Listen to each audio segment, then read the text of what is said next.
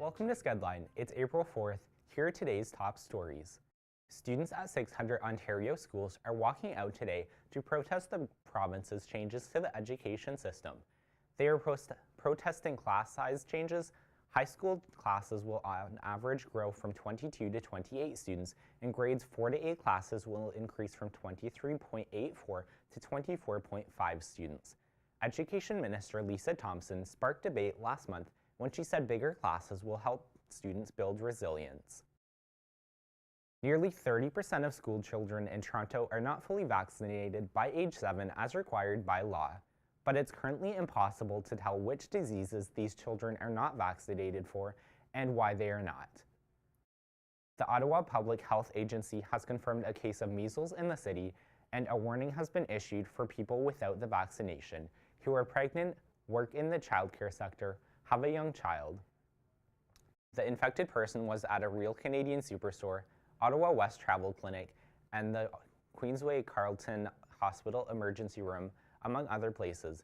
If you notice symptoms including fever, cough, white spots in the mouth, or a red rash, you're recommended to go to the hospital.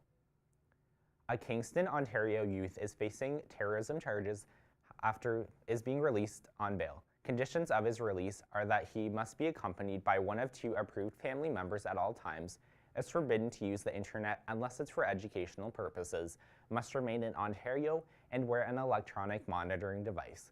The child was charged in January after a series of raids in Kingston after a tip from the FBI in December. They are being accused of knowingly facilitating terrorist activity and counseling another person to participate in terrorism activity. Crew members on the Ethiopian airline Flight 302 that crashed last month, killing all 157 people on board, followed correct procedures. The Boeing MAX 737-8 experienced nosedive conditions, according to Ethiopia's Minister of Transportation. A report released this week recommends the flight control system be reviewed and verified before the aircraft is allowed to fly again. A preliminary investigation found that there are similarities between this crash and the Lion Air one in October. U.S. Democrats have requested for 6 years of President Donald Trump's taxes from the IRS. A letter to the IRS requests individual and business returns, including information on whether any of them have been audited, to be delivered to Capitol Hill within a week. Speaking at the White House on Wednesday, Trump signaled opposition to the request. He's continuously considered review of his taxes a no-no for investigators. Now to Cassie Turco for your entertainment news.